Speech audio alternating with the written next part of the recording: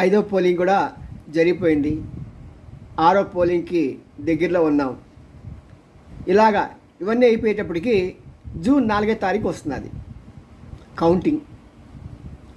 మరి కౌంటింగ్ రోజున చాలా అల్లర్లు ఆంధ్రప్రదేశ్లో జరుగుతాయి అనేది ఎప్పటి నుంచో పెద్దగా అది అందరు నమ్ముతున్నారు. పుకార్లు కాదు, almost every one who is related with the politics, who is aware, who is reading the newspaper, they are believing elections రోజున తప్పకుండా మర్డర్లు జరుగుతాయి, బాంబులు దాడులు ఉంటాయి అని చెప్పేసి చాలా బీభత్సం జరుగుతుందని భయపడుతున్నారు. ఇలాంటి సమయంలో మరి కేంద్రం ఆదేశించింది సిఆర్పిఎఫ్ని పెట్టమని. మరి ఆ సిఆర్పిఎఫ్ వాళ్ళు చక్కగా పనిచేసి ప్రజలకు ధైర్యం చెప్పి శాంతియుతంగా ఈ కౌంటింగ్ జరిగేటట్టు చూడటమే కాకుండా ఆ తర్వాత నెక్స్ట్ ఇంకా 2 వీక్స్ పాటు ఉండి రాష్ట్రంలో